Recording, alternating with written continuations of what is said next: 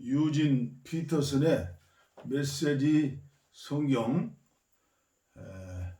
누가복음 5장 봉독에 올리겠습니다. 깊은 물로 나가서 그물을 내려라. 한 번은 예수께서 게네사렛 호숫가에 서 있는데 무리가 하나님의 말씀을 더 잘 들으려고 그분께로 몰려들었다. 예수께서 배 두 척이 묶여 있는 것을 보셨다. 어부들이 막 배에서 내려 그물을 싣고 있었다. 예수께서 시몬의 배에 올라타셔서 배를 해안에서 조금 떨어지게 띄우라고 부탁하셨다. 예수께서 그 배에 앉으셔서 배를 설교단 삼아 무리를 가르치셨다. 가르치시기를 마치시고 나서 예수께서 시몬에게 말씀하셨다. 깊은 물로 나가서 그물을 내려 고기를 잡아라. 시몬이 말했다. 주님, 우리가 밤새도록 열심히 고기를 잡았지만 피라미 한 마리 잡지 못했습니다. 하지만 주님께서 그렇게 말씀하시니 그물을 내리겠습니다. 말을 마치자마자 그물에 더 이상 담을 수 없을 정도로 많은 고기가 가득 잡혔다. 그들은 다른 배에 있는 동료들에게 와서 도와달라고 손짓을 했다. 두 배의 고기가 가득 차서 배가 가라앉을 지경이었다. 이것을 본 시몬 베드로가 예수 앞에 무릎을 꿇었다. 주님, 떠나주십시오. 저는 죄인이어서 이 거룩함을 감당할 수 없습니다. 저를 내버려 두십시오. 잡은 고기를 끌어올리자 시몬과 그 곁에 있던 사람들이 모두 두려움에 사로잡혔다. 시몬의 동료인 세베대의 두 아들 야고보와 요한도 마찬가지였다. 예수께서 시몬에게 말씀하셨다. 두려워할 것 없다. 이제부터 너는 사람을 낚게 될 것이다. 그들은 배를 해안으로 끌어올린 뒤에 그물과 모든 것을 배와 함께 버려두고 그분을 따라갔다. 변화된 삶으로 초청하시다. 어느 마을에 온몸이 나병이 걸린 사람이 있었다. 그가 예수를 보고 그분 앞에 엎드려 간청했다. 원하시면 저를 깨끗하게 하실 수 있습니다. 예수께서 손을 내밀어 그에게 대시며 말씀하셨다. 내가 원한다. 깨끗하게 되어라. 그러자 즉시 그의 살갗이 보드러워지고 나병이 깨끗이 사라졌다. 예수께서 그에게 말씀하셨다. 온 동네에 말하고 다니지 마라. 모세가 명한 대로 예물을 가지고 제사장에게 가서 내 나은 몸을 조용히 보여라. 내 말이 아니라 깨끗해져서 순종하는 내 삶이 내가 한 일을 증거할 것이다. 그러나 그 사람은 그 일을 자기 혼자에게만 담아둘 수 없었다. 소문이 곧 퍼져 나갔다. 어느새 큰 무리가 말씀도 듣고 병도 고치려고 모여들었다. 예수께서는 할 수 있는 한 자주 외딴 곳으로 물러나 기도하셨다. 하루는 예수께서 가르치시는데 바리새인과 종교 교사들이 둘러앉아 있었다. 그들은 갈릴리와 유대의 모든 마을과 멀리 예루살렘에서 온 사람들이었다. 하나님의 치유 능력이 예수께 임했다. 사람들이 중풍병자 한 사람을 들것에 실어서 데려왔다. 그들은 집 안으로 들어가 예수 앞에 그를 데려다 놓을 방법을 찾고 있었다. 무리 때문에 길을 찾을 수 없자 그들은 지붕으로 올라가 기왓장을 뜯어내고 무리 가운데 계신 예수 바로 앞에 그 사람을 달아내렸다. 그들의 담대한 믿음에 감동하신 예수께서 말씀하셨다. 친구여, 내가 내 죄를 용서한다. 그러자 종교학자와 바리새인들이 웅성대기 시작했다. 저 사람은 자기를 누구라고 생각하는 것인가? 저것은 신성 모독이다. 오직 하나님만이 죄를 용서하실 수 있다. 예수께서 그들의 생각을 정확히 아시고 말씀하셨다. 왜 이리 수근수근 말이 많으냐? 내가 내 죄를 용서한다고 말하는 것과 일어나 걸어가라고 말하는 것 중에 어느 쪽이 더 쉽겠느냐? 내가 인자한 것과 내가 어느 쪽이든 행할 권한이 있다는 것을 보여주겠다. 예수께서 중풍병자에게 직접 말씀하셨다. 일어나거라, 내 자리를 들고 집으로 가거라. 그 사람은 한순간도 지체하지 않고 그대로 했다. 일어나 담요를 들고서 하나님께 영광을 돌리며 집으로 갔다. 사람들은 도무지 믿기지 않아 자신들의 눈을 비볐다. 그리고 나서 그들도 하나님께 영광을 돌렸다. 그들이 두려움에 차서 말했다. 우리 평생에 이런 일은 처음 본다. 이 일 후에 예수께서 밖으로 나가서 레위라는 사람이 자기 일터에서 세금을 걷고 있는 것을 보셨다. 예수께서 말씀하셨다. 나와 함께 가자. 그는 예수를 따라갔다. 모든 것을 버려두고 그분과 동행한 것이다. 레위는 예수를 위해 자기 집에서 성대한 저녁 식사를 베풀었다. 세금 징수원들과 그 밖에도 평판이 좋지 않은 인물들이 저녁 식사 손님으로 와 있었다. 바리새인과 종교학자들이 속이 잔뜩 뒤틀려서 그분의 제자들에게 다가왔다. 당신네 선생이 사기꾼과 죄인들과 함께 먹고 마시다니 이게 대체 어찌된 일이오? 예수께서 그 말을 들으시고 분명하게 말씀하셨다. 의사가 필요한 사람이 누구냐? 건강한 사람이냐? 병든 사람이냐? 내가 여기 있는 것은 영향력 있는 사람이 아니라 소외된 사람을 초청하려는 것이다. 변화된 삶, 곧 안과 박이 모두 변화된 삶으로 그들을 초청하려는 것이다. 그들이 예수께 물었다. 요한의 제자들은 금식하고 기도하는 것으로 잘 알려져 있습니다. 바리새인도 그렇습니다. 그런데 당신은 잔치에서 보내는 시간이 대부분인 것 같은데 어찌 된 일입니까? 예수께서 말씀하셨다. 즐거운 결혼식 중에는 빵과 포도주를 아끼지 않고 실컷 먹는다. 나중에 허리띠를 졸라맬 일이 있을지 모르지만 지금은 아니다. 신랑 신부와 함께 있는 동안에는 즐겁게 보내는 법이다. 금식은 신랑이 가고 없을 때 시작해도 된다. 정겨운 축하에 모닥불에 찬물을 끼얹는 사람은 없다. 하나님 나라가 임한다는 것은 바로 이런 것이다. 멀쩡한 스카프를 잘라서 낡은 작업복에 대고 깁는 사람은 없다. 서로 어울리는 천을 찾게 마련이다. 낡고 금이 간 병에는 포도주를 담지 않는 법이다. 새로 담근 포도주는 단단하고 깨끗한 병에 담는다. 그리고 잘 묵은 고급 포도주를 맛본 사람은 덜 묵은 포도주를 찾지 않는다. 누가복음 6장 안식일의 주인. 어느 안식일에 예수께서 곡식이 무르익은 밭사이를 걷고 계셨다. 제자들이 곡식 이삭을 따서 손으로 껍질을 벗겨 먹었다. 몇몇 바리새인들이 말했다. 당신들은 어찌하여 안식일 규정을 어기고 이런 일을 하는 거요? 예수께서 제자들 편에 서셨다. 너희는 다윗과 그 동료들이 배고플 때 한 일을 읽어보지 못했느냐? 그가 성소에 들어가서 제사장들 외에는 아무도 먹지 못하게 되어 있는 제단에서 각 물려낸 빵을 먹지 않았느냐? 그는 그 빵을 자기 동료들에게도 주었다. 예수께서 말씀하셨다. 인자는 안식일의 종이 아니라 주인이다. 또 다른 안식일에 예수께서 회당에 들어가 가르치셨다.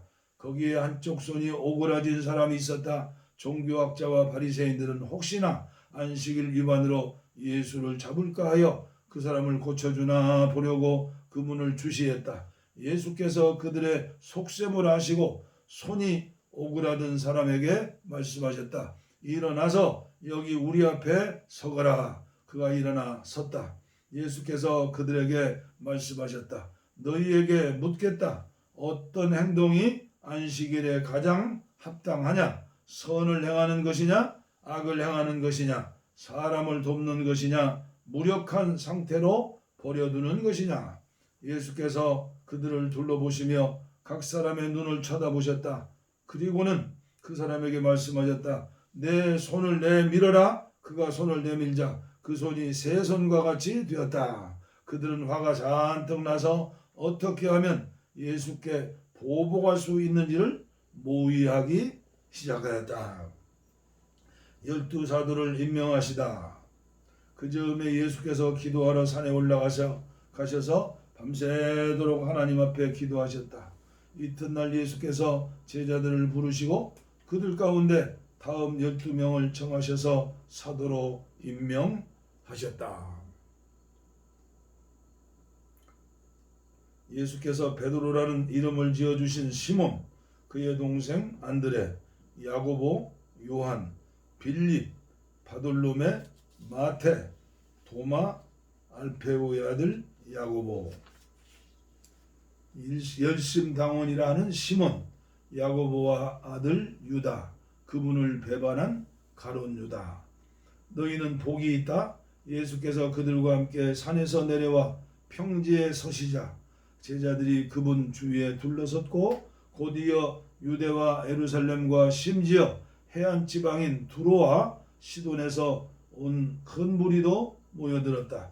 그들은 그분께 말씀도 듣고 병도 고치려고 온 것이었다.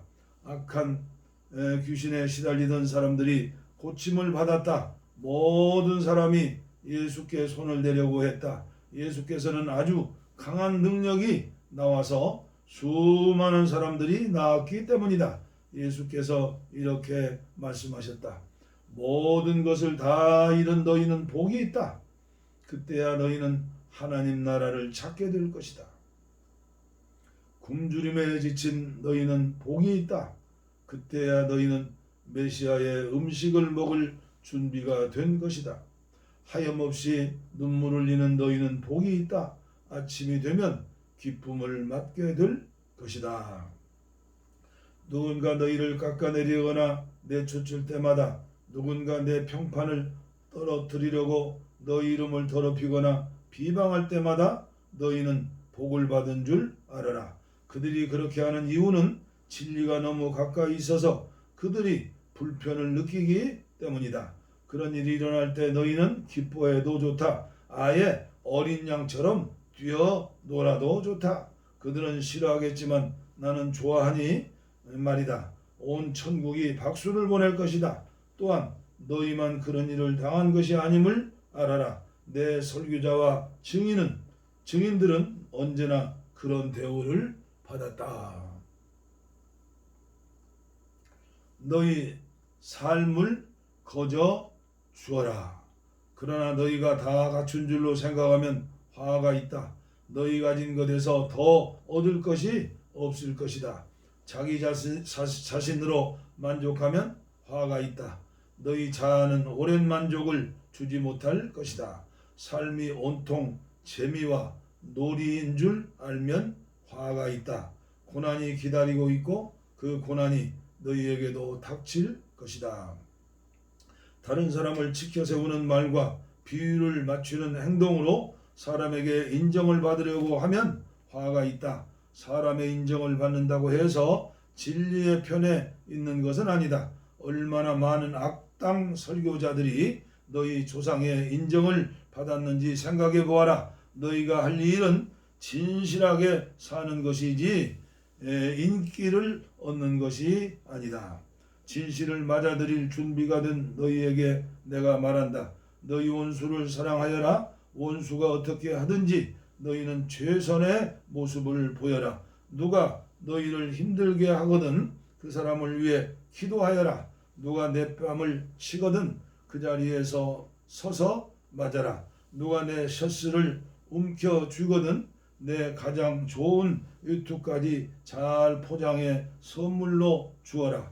누가 너를 억울하게 이용하거든 종의 삶을 연습하는 기회로 삼아라. 똑같이 갚아주는 것은 이제 그만하여라. 너그럽게 살아라. 여기 간단하고 유용한 행동 지침이 있다. 사람들이 너희에게 무엇을 해주면 좋겠는지 자문해 보아라. 그리고 너희가 먼저 그들에게 그것을 해 주어라. 너희가 사랑할 만한 사람만 사랑한다면 칭찬을 바랄 수 있겠느냐? 그것은 죄인도 늘 하는 일이다. 너희가 너희를 돕는 사람만 돕는다면 상급을 바랄 수 있겠느냐? 그것은 죄인도 흔히 하는 일이다. 너희가 받을 것을 바라고 베푼다면 그것을 베품이라고 할 수 있겠느냐? 아주 인색한 전당포 주인도 그 정도는 한다. 내가 너희에게 말한다. 너희 원수를 사랑하여라. 보상을 바라지 말고 돕고 베풀어라. 내가 장담한다. 절대로 후회하는 일은 없을 것이다. 우리가 최악의 상태에 있을 때에도 하나님께서 우리를 향해 너그럽고 인자하신 것처럼 너희도 하나님이 주신 너희 신분에 합당하게 살아라. 우리 아버지께서 친절하시니 너희도 친절하여라.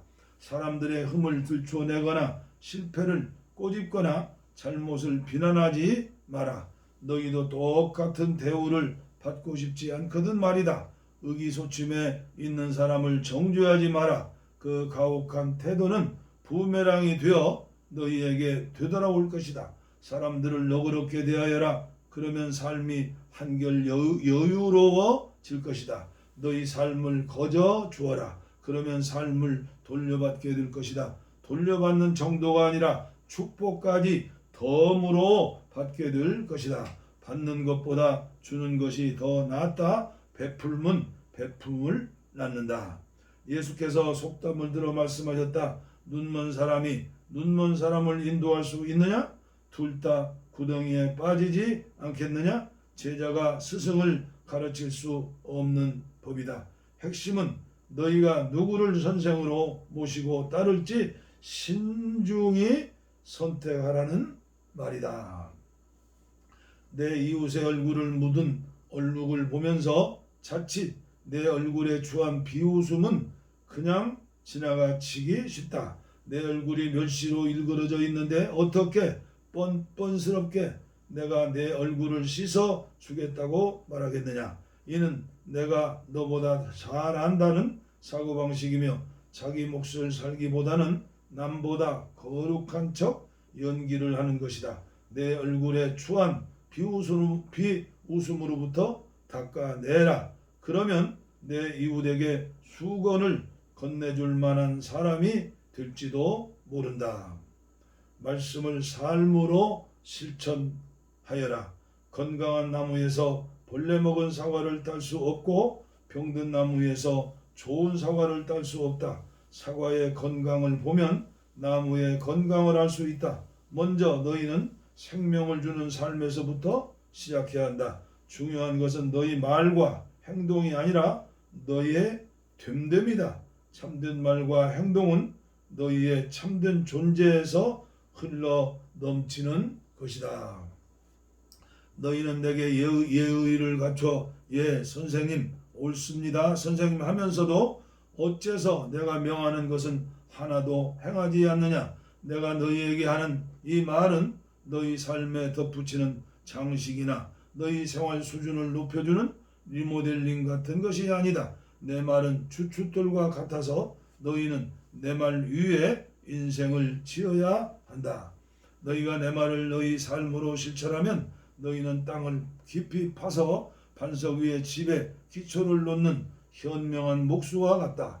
강둑이 터져 강물이 들어쳐도 그 집은 끔쩍도 하지 않는다. 오래가도록 지어진 집이기 때문이다. 그러나 너희가 내 말을 성경 공부 때만 사용하고 삶으로 실천하지 않으면 너희는 주춧돌을 생략하고 집을 지은 미련한 목수와 같다. 강물이 불어 집에 들이치자 그 집은 맥없이 무너지고 말았다. 완전히 유실되고 말았다. 누가복음 7장 자기 백성의 필요를 돌보아 주신다. 예수께서 사람들에게 말씀을 마치시고 가버나움으로 가셨다. 그곳에 있는 어떤 로마군 지휘관의 종이 죽어가고 있었다. 지휘관은 그 종을 무척 귀히 여겼으므로 그를 잃고 싶지 않았다. 예수께서 돌아오셨다는 말을 들은 지휘관은 유대인 공동체 지도자들을 예수께 보내어 오셔서 자기 종을 고쳐달라고 청했다. 그들은 예수께 가서 그렇게 해주실 것을 간절히 구했다. 이 사람은 선생님께서 요청을 들어주셔도 좋은 사람입니다. 그는 우리 민족을 사랑하여 우리에게 회당까지 지어주었습니다. 예수께서 그들과 함께 가셨다. 그 집에 도착하려면 아직 한참을 더 가야 하는데 지휘관이 보낸 친구들이 와서 예수께 말을 전했다. 주님, 이렇게 수고하실 것 없습니다. 주님이 아시듯이 저는 그리 선한 사람이 못 됩니다. 주님이 저희 집에 오시면 제가 당황스럽고 제가 주님 앞에 직접 나서기도 그렇습니다. 그저 명령만 내리시면 저의 종이 낫겠습니다. 저도 명령을 받기도 하고 내리기도 하는 사람입니다. 제가 한 병사에게 가라고 하면 가고 다른 병사에게 오라고 하면 옵니다. 그리고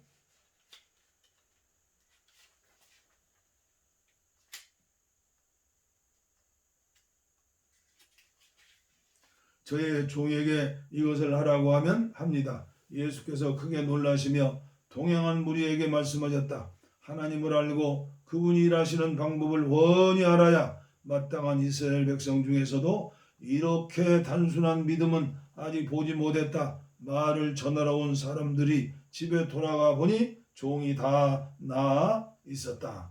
얼마 후에 예수께서 나인이라는 마을로 가셨다. 제자들과 꽤 많은 무리가 그분과 함께 있었다. 그들이 마을 어귀에 다다랐을 때 장례 행렬과 마주쳤다. 한 여자의 외아들을 묻으러 가는 행렬이었다. 죽은 아들의 어머니는 과부였다. 예수께서 그 여자를 보시고 가슴이 미어지셨다.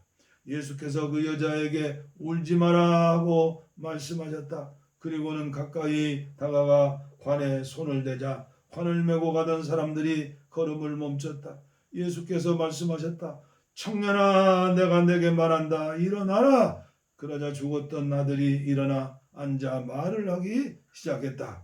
예수께서 그 아들을 어머니에게로 돌려주셨다. 모든 사람은 자신들이 지금 거룩한 신비의 자리에 있으며 하나님께서 그들 가운데서 일하고 계심을 깨닫고 조용히 경배했다. 그러고는 떠들썩하게 감사하며 서로 큰 소리로 외쳤다. 하나님이 돌아오셔서 자기 백성의 필요를 돌보아 주신다. 예수의 소문이 온 지역에 두루 퍼졌다. 할렐루야. 세례자 요한의 제자들이 이 모든 일을 요한에게 알렸다. 요한은 제자 가운데 두 사람을 주님께 보내어 물었다. 우리가 기다려온 분이 선생이십니까? 아니면 아직도 기다려야 합니까? 두 사람이 예수 앞에 와서 말했다. 세례자 요한이 우리를 선생님께 보내어 우리가 기다려온 분이 선생님이십니까? 아니면 아직도 기다려야 합니까? 하고 물어보라고 했습니다.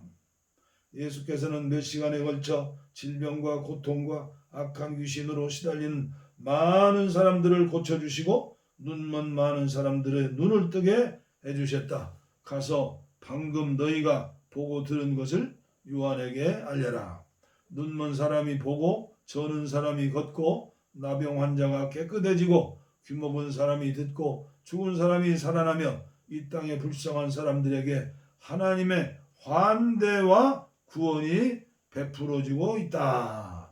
이것이 너희가 기대하던 것이냐? 그렇다면 너희야말로 복된 줄 알아라. 요한이 보낸 사람들이 떠나자 예수께서 요한에 대한 무리에게도 말씀하셨다. 그를 보러 광야로 나갈 때 너희가 무엇을 기대했더냐? 주말을 쉬러 온 사람이더냐? 아닐 것이다. 그럼 무엇이냐? 멋진 양복을 차려입은 교주더냐? 광야에서는 어림도 없다. 그럼 무엇이냐? 하나님의 메시지를 전하는 사람이냐? 맞다.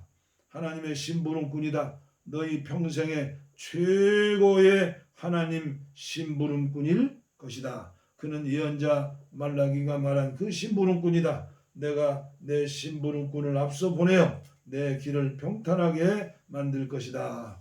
내가 너희에게 최대한 알기 쉽게 설명하겠다. 역사상 어느 누구도 세례자 요한보다 나은 사람은 없다. 그러나 그가 너희에게 준비시킨 천국에서는 가장 낮은 사람이라도 요한보다 앞선다. 요한의 말을 듣고 그에게 세례를 받아 천국에 들어온 평범하고 평판이 좋지 않은 사람들이 가장 분명한 증거다. 바리새인과 종교 관리들은 그런 세례를 거들떠보지도 않았고 자기보다 못한 사람들에게 자기 자리를 내줄 마음도 없었다. 이 세대 사람들을 어떻게 설명할 수 있을까? 그들은 우리는 더 놀고 이야기하고 싶을 때 엄마 아빠는 늘 피곤하고 바쁘다고 해요 하고 불평을 늘어놓는 아이와 같다. 세례자 요한이 지금 와서 금식하니 너희는 그가 미쳤다고 했다. 인자가 와서 실컷 먹으니 너희는 인자가 술고래라고 했다. 본래 여론조사는 믿을 만한 것이 못 되지 않더냐? 음식 맛은 먹어보아야 안다. 그분 발에 향유를 바른 여인. 바리새인 가운데 한 사람이 예수를 식사에 초대했다. 예수께서 그 바리새인의 집에 가셔서 저녁 식탁에 앉으셨다. 마침 그 동네에 장녀인 한 여자가 있었는데 그 예수께서 바리새인의 집에 손님으로 와 계신다는 소식을 듣고 아주 값비싼 향유 한 병을 가지고 왔다. 그 여자는 그분의 발치에 서서 울며 그분 발에 눈물을 쏟았다. 그리고 자기 머리카락을 풀어 그분의 발을 닦고 그 발에 입을 맞추고 향유를 발랐다. 예수를 초대한 바리새인이 그것을 보고는 이 사람이 만일 내가 생각한 대로 예언자라면 자기의 비유를 맞추는 이 여자가 어떤 부류인지 알았을 텐데 하고 혼잣말을 했다. 예수께서 그에게 말씀하셨다. 시몬아, 내가 너희에게 할 말이 있다. 말씀하십시오. 두 사람이 은행가에게 빚을 졌다. 한 사람은 은화 500을 빚졌고 다른 사람은 50을 빚졌다. 그런데 두 사람 다 갚을 수 없는 처지인 것을 알고는 은행가가 두 사람의 빚을 없는 것으로 해주었다. 그렇다면 두 사람 중에 누가 더 감사하겠느냐? 시몬이 대답했다. 그야 더 많이 탕감받은 사람이지요. 맞다. 예수께서 말씀하셨다. 그리고 여자 쪽을 바라보시며 계속해서 시몬에게 말씀하셨다. 이 여자가 보이느냐? 내가 내 집에 왔을 때 너는 내게 발 씻을 물도 내주지 않았으나 이 여자는 내 발에 눈물을 쏟고 자기 머리카락으로 닦았다. 너는 내게 인사도 하지 않았으나 이 여자는 내가 도착한 때부터 내 발에 입 맞추기를 그치지 않았다. 너는 기분을 상쾌할 만한 것 하나 내놓지 않았으나 이 여자는 향유로 내 발에 피로를 덜어주었다. 감동적이 않느냐? 이 여자는 아주 많은 죄를 용서받았다. 그래서 많이 감사한 것이다. 용서가 적으면 감사도 적은 법이다. 그리고 나서 예수께서 여자에게 말씀하셨다. 내가 내 죄를 용서한다. 그러자 식탁에 있던 손님들이 그분이 듣지 않는 데서 말했다. 자기가 누구라고 죄를 용서한다는 말인가? 예수께서 그들을 무시하고 여자에게 말씀하셨다. 내 믿음이 너를 구원했다. 평안히 가거라. 누가복음 8장. 예수께서 계획하신 대로 마을마다 다니시며 하나님 나라를 전하시고 메시지를 퍼뜨리셨다. 유다 12제자가 그분과 함께했다. 일행 중에는 여러 악한 귀신의 괴롭힘과 질병에서 나온 여자들도 있었다. 7 귀신이 나간 막달라 마리아라 하는 마리아와 헤로데 관리인 구사의 아내 요한나와 수산나가 있었고 그 외에도 많은 여자들이 자신들의 재물을 넉넉히 들여서 일행을 섬겼다.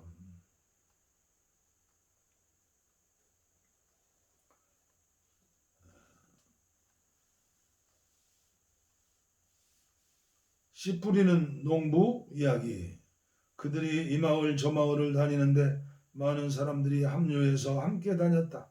예수께서 그들에게 이야기로 말씀하셨다. 농부가 밖에 나가서 씨를 뿌렸다. 덜어는 길 위에 떨어져서 발에 밟히고 새들이 먹어버렸다. 다른 씨는 자갈밭에 떨어져서 싹이 났으나 뿌리가 튼튼하지 못해 이내 시들어 버렸다. 다른 씨는 잡초밭에 떨어져서 씨와 함께 잡초가 자라 싹을 짓눌러 버렸다. 다른 씨는 비옥한 땅에 떨어져서 풍작을 이루었다. 너희는 듣고 있느냐? 정말로 듣고 있느냐? 제자들이 물었다. 왜 이 이야기를 말씀해 주셨습니까? 예수께서 말씀하셨다. 너희에게는 하나님 나라를 아는 깨달음이 주어졌다. 너희는 하나님 나라가 어떻게 되어가는지 안다. 다른 사람들에게는 이야기가 필요하다. 그러나 그들 가운데 일부는 이야기를 듣고도 깨닫지 못할 것이다. 그들은 눈을 떴으나 하나도 보지 못하고 귀가 열렸으나 하나도 듣지 못한다. 이 이야기는 그런 사람들 가운데 일부에 관한 것이다. 씨는 하나님의 말씀이다. 길 위에 떨어진 씨는 말씀을 듣지만 듣자마자 마귀가 그 말씀을 낚아채 가서 믿어 구원을 얻지 못하는 사람이다.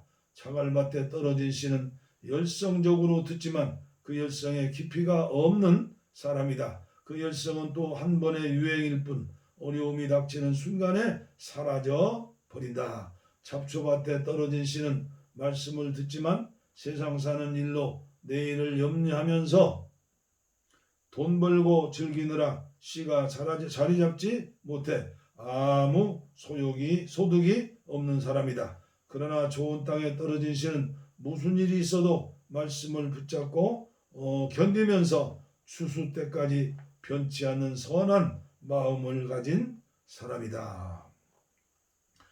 들은 것만을 전하지 않는 인색한 사람, 등불을 켜서 통으로 덮어두거나 침대 밑에 두는 사람은 아무도 없다.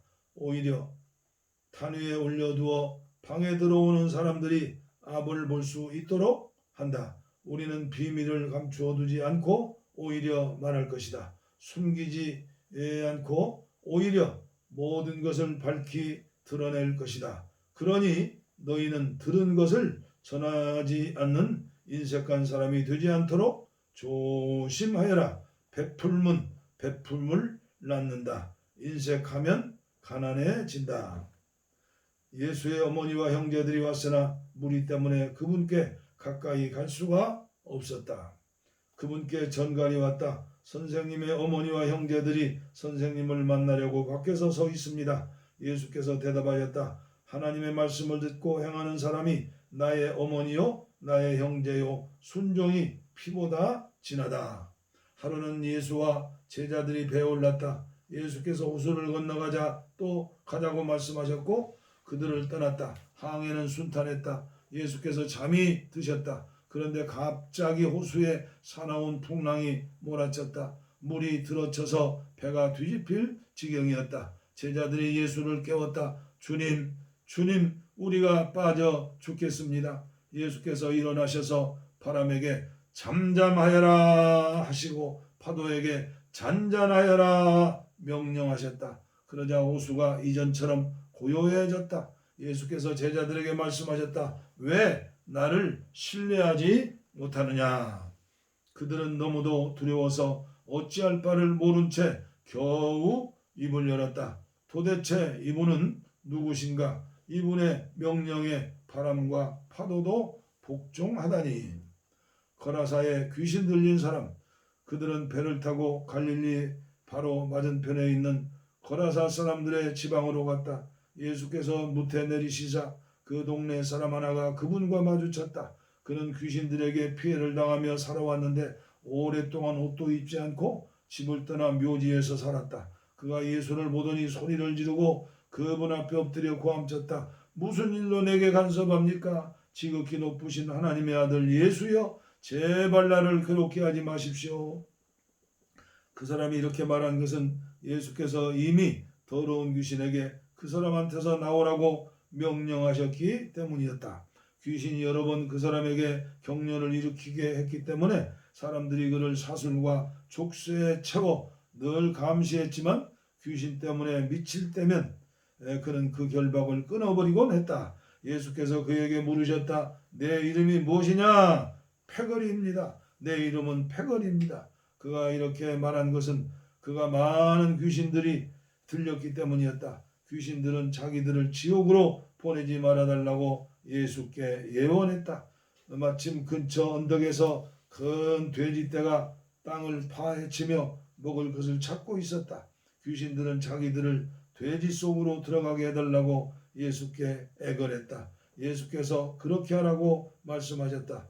그러나 돼지떼의 형편은 그 사람의 형편보다 더 나빠졌다. 돼지들이 미쳐서 벼랑으로 우르르 몰려가더니 호수에 빠져 죽은 것이다. 돼지를 치던 사람들이 혼비백산하여 도망쳐서 시내와 마을에 그 이야기를 전했다. 사람들이 어찌된 일인지 보려고 나왔다. 그들이 예수께 다가와서 보니 귀신 들렸던 사내가 단정한 옷차림과 멀쩡한 정신으로 예수의 발 앞에 앉아 있었다. 거룩한 순간이었다. 잠시지만 그들에게 호기심보다 경외심이 앞섰다. 그때 그 일을 처음으로 목격한 사람들이 귀신 들린 사람이 어떻게 구원받았는지 이야기해 주었다. 그 후에 거라사 지방에서 온 많은 사람들이 예수께 그곳을 떠나 달라고 요청했다. 그들은 너무 엄청나고 갑작스런 변화가 두려웠기 때문이다. 예수께서는 다시 배를 타고 떠나셨다.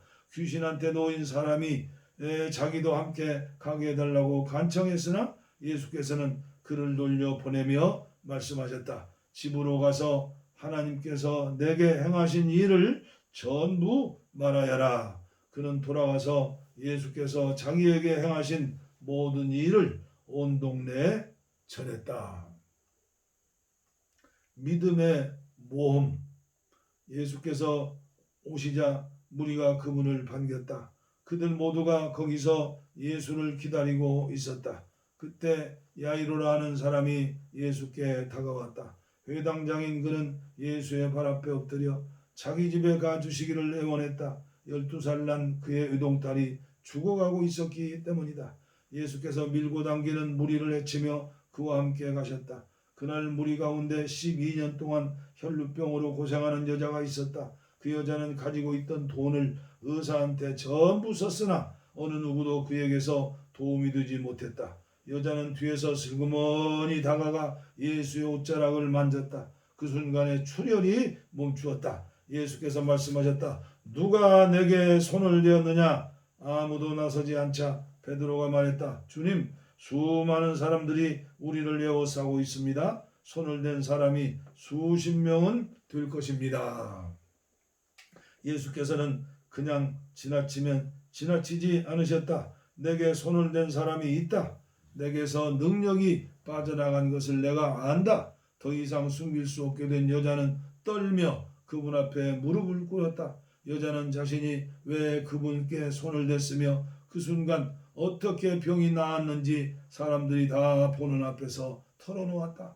예수께서 말씀하셨다. 딸아, 너는 나를 신뢰하는 믿음의 모험을 했고 이제 다 나아서 온전해졌다. 잘 살아라, 복되게 살아라. 예수께서 아직 말씀하시는 중에 회당장의 집에서 사람이 와서 회당장에게 말했다. 따님이 죽었습니다. 이제 선생님을 괴롭게 해드릴 일이 없습니다. 예수께서 그 말을 들으시고 말씀하셨다. 당황하지 마라. 나만 신뢰하여라. 그러면 다 잘 될 것이다. 집으로 들어가며 예수께서는 베드로와 요한과 야고보 그리고 아이의 부모 외에는 아무도 들어오지 못하게 하셨다. 사람들이 모두 아이 때문에 울며 불며 슬퍼하고 있었다. 예수께서 말씀하셨다. 울지 말라. 이 아이는 죽은 것이 아니라 자고 있다. 사람들은 아이가 죽은 것을 알고 있었으므로 그분을 비웃었다. 예수께서 아이의 손을 붙잡고 외치셨다. 내 사랑하는 아이야, 일어나라. 아이는 곧바로 일어나서 다시 숨을 쉬었다. 예수께서 아이에게 먹을 것을 주라고 말씀하셨다. 아이의 부모는 기뻐서 어쩔 줄 몰라 했다. 예수께서는 이 일을 알리지 말라고 그들에게 엄히 명하셨다. 이 방에서 일어난 일을 아무에게도 말하지 마라. 누가복음 9장 12제자를 파송하시다. 예수께서 12제자를 부르셔서 그들에게 모든 귀신을 다루고 병을 고치는 권세와 능력을 주셨다. 예수께서 하나님 나라의 소식을 전하고 병자를 고치시는 일을 제자들에게 맡기셨다. 예수께서 말씀하셨다. 잔뜩 준비하지 마라. 간소하게 하여라. 너희 자신을 준비하여라. 고급 여관도 안 된다. 적당한 곳을 찾아가 떠날 때까지 그곳으로 만족하여라. 사람들이 너희를 맞아들이지 않거든 그 마을을 떠나거라. 소란 피울 것이 없다. 무시해버리고 너의 길을 가면 된다. 제자들은 위임을 받고서 길을 나섰다. 그들은 이 마을 저 마을로 다니면서 하나님의 최신 소식 곧 메시지를 전했고 가는 곳마다 사람들을 고쳐 주었다.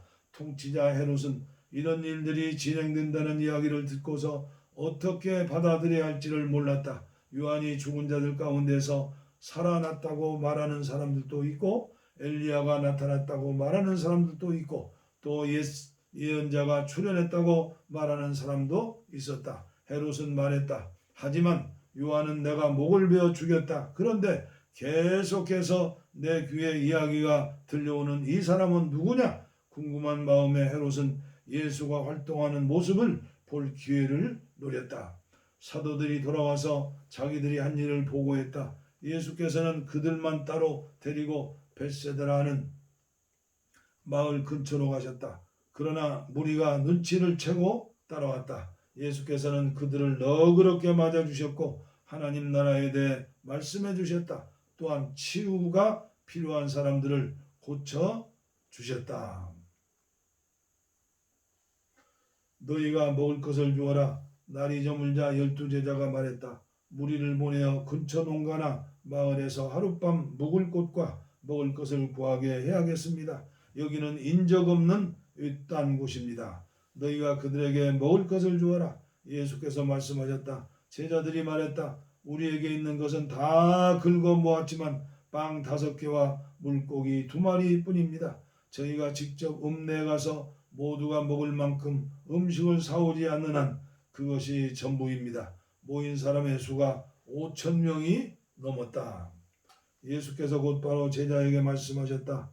사람들을 50여 명씩 무리지어 앉게 하여라. 제자들은 말씀대로 했고 곧 무리 모두가 자리에 앉았다. 예수께서 빵 5개와 물고기 2마리를 손에 들고 하늘을 우러러 감사 기도를 드리고 축복하신다. 다음 빵과 물고기를 떼어 제자들에게 주시며 사람들에게 나눠주게 하셨다. 사람들이 모두 배불리 먹고 나서 남은 것을 거두니 12바구니가 되었다. 주님은 메시아이십니다. 한 번은 예수께서 따로 떨어져서 홀로 기도하시는데 제자들이 가까이에 있었다. 예수께서 물으셨다. 무리가 나에게 뭐라 말하더냐? 나를 누구라 하더냐? 제자들이 말했다. 세례자 요한이라고 합니다. 엘리야라고 하는 사람들도 있고 예언자 가운데 한 사람이 돌아왔다고 하는 사람들도 있습니다. 그러자 예수께서 물으셨다. 그러면 너희는 나를 누구라고 말하겠느냐? 내가 누구냐? 베드로가 대답했다. 하나님의 메시아이십니다. 그러자 예수께서 그것을 비밀로 하라고 제자들에게 경계하셨다. 베드로가 한 말을 아무에게도 이야기하지 말라고 말씀하셨다. 예수께서 계속 말씀하셨다. 이제부터 인자는 처참한 고난을 받고 종교 지도자와 대제사장과 종교학자들에게 재판에서 유죄를 선고받아 죽임을 당하고 사흘째 되는 날에 다시 살아나야 한다. 이어서 예수께서 그들에게 예상되는 말씀을 주셨다. 누구든지 나와 함께 가려면 내가 가는 길을 따라야 한다. 결정은 내가 한다. 너희가 하는 것이 아니라 고난을 피해 달아나지 말고 오히려 고난을 끌어안아라. 나를 따라오너라. 그러면 내가 방법을 일러주겠다. 자기 스스로 세우려는 노력에는 아무 희망이 없다. 자기를 희생하는 것이야말로 너희 자신 곧 너희의 참된 자아를 찾는 길이며 나의 길이다. 원하는 것은 다 얻고도 참된 자기 자신을 잃으면 무슨 유익이 있겠느냐? 너희 가운데 누구든지 나와 너희를 인도하는 내 방식을 부끄러워하면 인자도 모든 영광에 쌓여 아버지와 거룩한 천사들과 함께 올 때 그를 더 부끄럽게 여길 줄로 알아라. 이것은 믿을 수 없는 훗날의 이야기가 아니다. 잘 알아두어라. 여기 서 있는 사람들 가운데 그런 일이 일어나는 것을 볼 사람들도 있다. 그들은 자기 눈으로 하나님 나라를 볼 것이다. 영광 가운데 계신 예수, 그 말씀을 하시고 여드레쯤 지나서 예수께서 베드로와 요한과 야고보를 데리고 기도하러 산에 올라가셨다. 기도하는 중에 그분의 얼굴 모습이 변하고 그분의 옷이 눈부시게 하얘졌다. 동시에 두 사람이 거기에 예수와 이야기하고 있었다. 알고 보니 그들은 모세와 엘리야였다. 그들의 모습이 몹시 영광스러웠다. 그들은 예수께서 예루살렘에서 이루실 일, 곧 그분의 떠나심에 대해 이야기를 나누었다. 한편 베드로와 그 일행은 잠에 취해 있었다. 그들이 깨어 눈을 비비며 보니 예수께서 영광 가운데 계시고 그 곁에 두 사람이 서 있는 것이 보였다. 모세와 엘리야가 떠난 뒤에 이 베드로와 예수께 말하였다. 주님, 지금은 중대한 순간입니다. 기념비 셋을 세우는 것이 어떻겠습니까? 하나는 주님을 위해, 하나는 모세를 위해, 하나는 엘리야를 위하여 말입니다. 이것은 베드로가 무심코 내뱉는 말이었다. 베드로가 이렇게 말을 하고 있는데 빛처럼 환한 구름이 그들을 덮었다. 구름 속에 묻히자 그들은 하나님을 깊이 느끼게 되었다. 그때 구름 속에서 한 음성이 들려왔다. 이는 내 아들, 내가 택한 자다. 그의 말을 들으라. 그 음성이 사라지자 그곳에 예수만 홀로 계셨다. 그들은 한동안 할 말을 잃은 채로 있었다. 그들은 자기들이 본 것을 그 후에는 아무에게도 말하지 않았다. 이튿날 그들이 산에서 내려오니 큰 무리가 그들을 맞이했다. 무리 가운데 한 사람이 외쳤다. 부탁입니다, 선생님. 제 아들 좀 봐주십시오. 하나뿐인 제 자식입니다. 귀신이 아이를 사로잡을 때마다 아이는 갑자기 비명을 지르고 경련을 일으키며 입에 거품을 뭅니다. 귀신은 아이를 때려서 검푸른 멍이 들게 해놓고서 떠납니다. 제가 아이를 구해달라고 선생님의 제자들에게 부탁했으나 그들은 하지 못했습니다. 예수께서 말씀하셨다. 하나님도 모르고 삶의 중심도 없는 세대여, 내가 같은 말을 몇 번이나 해야 하느냐? 얼마나 더 참아야 하느냐? 내 아들을 이리로 데려오느라. 아이가 나오자 귀신은 아이를 바닥에 내동댕이 치고 경련을 일으키게 했다. 예수께서 더러운 귀신에게 나가라고 명하시고 아이를 고쳐서 그 아버지에게 돌려주셨다. 사람들이 모두 고개를 끄덕이며 하나님의 위대하심과 그분의 크신 위엄에 놀라워했다. 내 본분은 삶이지 죽음이 아니다. 사람들이 둘러서서 그분이 하시는 모든 일을 보고 감탄하고 있는데 예수께서 제자들에게 말씀하셨다. 이제 내가 하는 말 하나하나를 마음에 두고 곰곰이 되새겨보아라. 인자는 사람들의 손에 넘어갈 것이다. 제자들은 예수께서 하시는 말씀을 알아듣지 못했다. 마치 예수께서 외국어로 말씀하셔서 그들이 전혀 감을 잡지 못하는 것 같았다. 당황한 그들은 그 말씀이 무슨 뜻인지 예수께 묻지도 못했다. 제자들은 그들 가운데 누가 가장 유명해질지 말다툼을 벌이기 시작했다. 예수께서 그것이 그들에게 아주 중요한 문제인 것을 아시고 어린아이 하나를 곁으로 데려와 말씀하셨다. 누구든지 이 아이를 나로 여기고 받아들이는 사람은 곧 나를 받아들이는 것이다. 또한 누구든지 나를 받아들이는 사람은 나를 보내신 분을 받아들이는 것이다. 이와 같이 내세울 때가 아니라 받아들일 때 큰 사람이 된다. 중요한 것은 눈에 보이는 크기가 아니다. 너희의 영이다. 요한이 당당히 말했다. 주님, 어떤 사람이 주님 이름으로 귀신을 쫓아내는 것을 보고 우리가 막았습니다. 그가 우리에게 속한 사람이 아니어서 그랬습니다. 예수께서 말씀하셨다. 그를 막지 마라. 그가 적이 아니라면 곧 우리 편이다. 승천하실 때가 가까워오자 예수께서 마음을 단단히 먹고 용기를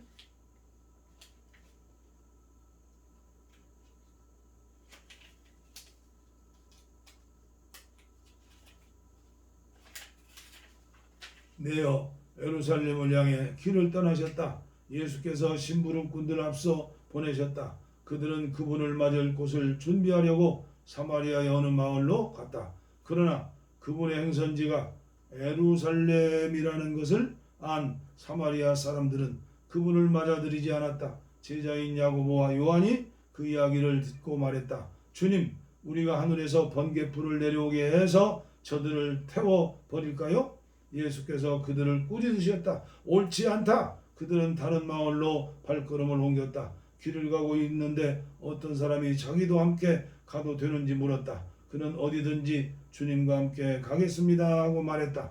예수께서 잘라 말씀하셨다. 고생할 각오가 되어 있느냐? 너도 알다시피 우리가 묵는 곳은 인류 호텔이 아니다. 예수께서 또 다른 사람에게 말씀하셨다. 나를 따라오너라. 그가 말했다. 그렇게 하겠습니다. 하지만 며칠 말미를 두십시오. 아버지 장례 준비를 해야 합니다. 예수께서 거절하셨다. 중요한 일이 먼저다. 내 본분은 삶이지 죽음이 아니다. 삶은 긴박하다. 하나님 나라를 알려라.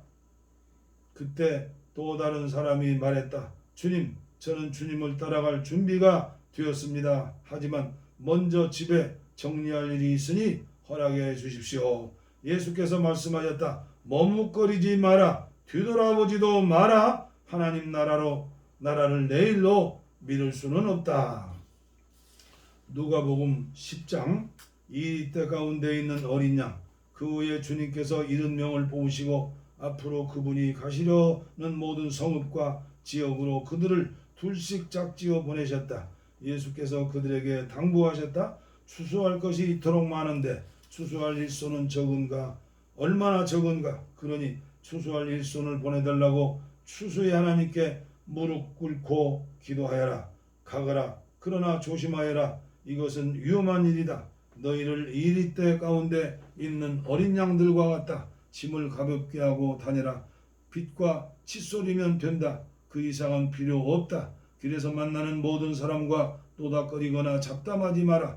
어느 집에 들어가든지 그 가족에게 평화를 빕니다 하고 인사하여라. 그들이 너희의 인사를 받아들이면 그곳에 머물러도 좋다. 그러나 받아들이지 않거든 인사를 거두고 나오느라. 억지로 하지 마라. 한 집에 머물면서 거기서 주는 음식을 먹어라. 일꾼이 든든한 세끼 식사를 하는 것이 마땅하다. 동네에서 음식 솜씨가 좋은 사람을 찾아서 이 집 저 집 옮겨 다니지 마라. 어느 성읍에 들어갔는데 너희를 받아들이거든 그들이 차려주는 것을 먹고 병든 사람은 누구나 고쳐주며 하나님 나라가 바로 너희 문 앞에 있다고 말하여라. 어느 성읍에 들어갔는데 너희를 받아들이지 않거든 거리로 나가서 이렇게 말하여라. 우리가 너희한테서 얻은 것이라고는 우리 발에 먼지뿐이다. 이제 그것마저 돌려주겠다. 너희는 하나님 나라가 바로 너희 문 앞에 있었다는 것을 알고 있느냐? 심판날에 차라리 소돔이 너희를 거부한 성읍보다 나을 것이다. 고라시나 화가 있을 것이다. 벳세다야 화가 있을 것이다. 너희에게 주어진 기회의 절반만 두로와 시돈에게 주어졌어도 그들은 오래전에 무릎 꿇고 회개하며 자비를 구했을 것이다. 심판날에 두로와 시돈이 너희보다 견디기 쉬울 것이다. 가버나움아 네가 하늘까지 높아질 것 같으냐? 다시 생각하여라. 너는 지옥으로 굴러 떨어질 것이다. 너희 말을 듣는 사람은 곧 내 말을 듣는 것이다. 너희를 거부하라는 사람은 곧 나를 거부하는 것이다. 그리고 나를 거부하는 것은 나를 보내신 하나님을 거부하는 것이니 마찬가지다. 70명이 의기양양하게 돌아왔다. 주님, 귀신들조차도 주님의 명령대로 따랐습니다. 예수께서 말씀하셨다. 나도 안다. 사탄이 하늘에서 번갯불처럼 떨어지는 것을 내가 보았다. 내가 너희에게 무엇을 주었는지 알겠느냐? 너희는 뱀과 전갈을 밟고 걸어도 무사히 지낼 것이며 원수의 공격에도 보호받을 것이다. 아무도 너희를 건드릴 자가 없을 것이다. 그러나 위대한 승리는 악을 다스리는 너희의 권세에 있지 않고 너희를 다스리시는 하나님의 권세와 너희와 함께 하시는 그분의 임재에 있다. 너희가 하나님을 위해 하는 일이 아니라 하나님께서 너희를 위해 하시는 일, 바로 그것이 너희가 기뻐해야 할 제목이다. 그때 예수께서 성령으로 한없이 기뻐하셨다. 하늘과 땅의 주인이신 아버지, 이것을 다 아는 체 아는 사람들에게 숨기시고 천진난만한 초보자들에게 보여주시니 감사합니다. 그렇습니다. 아버지께서는 이렇게 하기를 기뻐하셨습니다. 나는 아버지에게서 이 모든 것을 받았습니다. 오직 아버지만이 아들이 누구인지 아시며 오직 아들만이 아버지가 누구신지 압니다. 아들은 자기가 원하는 사람 누구에게나 아버지를 소개할 수 있습니다. 그리고 나서 예수께서 제자들에게 따로 은밀히 말씀하셨다. 너희가 지금 보고 있는 것을 보는 눈은 복이 있다. 많은 예언자들과 왕들이 너희가 지금 보는 것을 보고 너희가 지금 듣는 것을 들을 수 있었다면 자신의 오른팔이라도 내놓았을 것이다. 하지만 그들은 희미하게라도 보지 못했고 속삭이는 소리조차 듣지 못했다. 강도 만난 사람의 이웃. 그때 어떤 종교학자가 일어나 예수를 시험하는 질문을 던졌다. 선생님, 제가 무엇을 해야 영원한 생명을 얻겠습니까? 예수께서 대답하셨다. 하나님의 율법에 어떻게 기록되어 있느냐? 너는 그것을 어떻게 해석하느냐? 그가 말했다. 내 열정과 간구와 힘과 지성을 다해 주 너의 하나님을 사랑하라 하였고 또 내 자신을 사랑하는 것 같이 내 이웃을 사랑하라 하였습니다. 잘 대답했다. 예수께서 말씀하셨다. 그것을 행하여라. 그러면 내가 살 것이다. 그는 빠져나갈 길을 찾으면서 물었다. 그러면 선생님은 이웃을 어떻게 정의하겠습니까? 예수께서 그 대답으로 이야기를 하나 들려주셨다. 어떤 사람이 예루살렘에서 여리고로 가고 있는데 도중에 강도들의 습격을 받았다. 강도들은 그의 옷을 빼앗고 때려 거의 죽게 해놓고는 버려두고 가버렸다. 다행히 제사장이 같은 길로 내려가고 있었다. 그러나 그는 다친 사람을 보고는 방향을 바꿔 바른 쪽으로 비켜갔다. 이어서 경건한 레위 사람이 나타났다. 그 역시 부상당한 사람을 피해갔다. 그 길을 가던 어떤 사마리아 사람이 그 사람에게 다가왔다. 사마리아 사람은 그 사람의 처지를 보고 가엾은 마음이 들었다. 그는 상처를 소독하고 붕대를 감아 응급조치를 한 뒤에 그를 자기 나귀에 태워 여관으로 데려가 편히 쉬게 해주었다. 아침에 그는 은화 2개를 꺼내 여관 주인에게 주면서 말했다. 이 사람을 잘 돌봐주십시오. 비용이 더 들면 내 앞으로 계산해 두십시오. 내가 돌아오는 길에 갚겠습니다. 내 생각은 어떠냐? 3사람 중에 누가 강도 만난 사람의 이웃이 되었느냐? 종교학자가 대답했다. 친절을 베푼 사람입니다. 예수께서 말씀하셨다. 너도 가서 똑같이 하여라. 마르다와 마리아. 계속해서 길을 가다가 예수께서 한 마을에 들어가셨다.